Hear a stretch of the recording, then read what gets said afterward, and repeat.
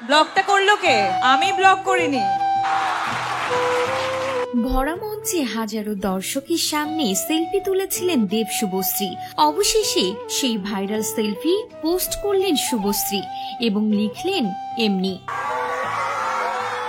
সেই ছবি আবার নিজের ইনস্টাগ্রামে রিপোস্ট করেছেন দেব এবং শুভশ্রী গাঙ্গুলিকে ট্যাগ করে লিখেছেন এমনি।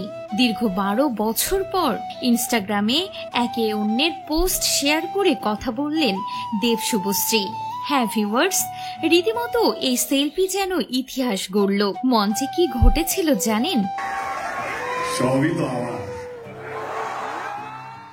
সঞ্চালক প্রশ্ন করেন, তোমরা একে অন্যকে ফলো করবে কবে? তখন দেব বলে, ব্লক করে আনব্লক করা হয়েছে। আর তখনই শুভশ্রী বলে ওঠে, কে ব্লক করেছে? আমি তো ব্লক করিনি। তখন দেব চুপ করে থাকেন।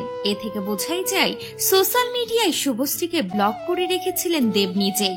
ব্লগটা করলো কে? অবশেষে ভরা মঞ্চে সকল দর্শকদের সামনে আবারও শুভশ্রীকে ইনস্টাগ্রামে ফলো করেন দেব, যা রীতিমতো ইতিহাস গড়েছে।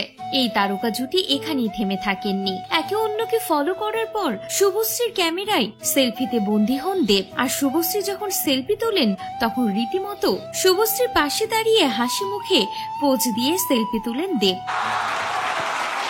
যা রীতিমতো সোশ্যাল মিডিয়ায় ভাইরাল এবং সকলেই বলছেন এর আগে এমন সেলফি কখনোই ওঠেনি। এই সেলফি যেন একটা ইতিহাস হয়ে থাকবে। তবে সবশেষে শুভশ্রী ও দেব জানান তারা পরস্পরের ভালো চান।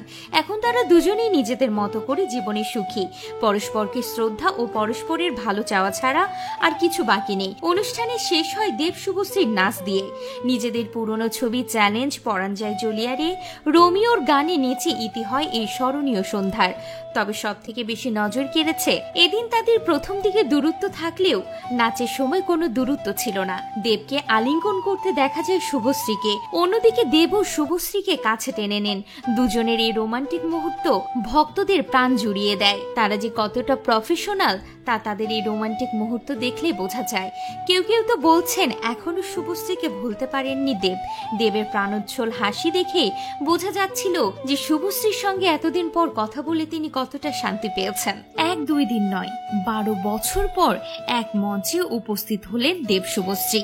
অভিমান ভেঙে একে অন্যকে ফলো করলেন, তুললেন সেলফি। আর সেই ভাইরাল সেলফি এবার পোস্ট দিয়েছেন শুভশ্রী নিজেই।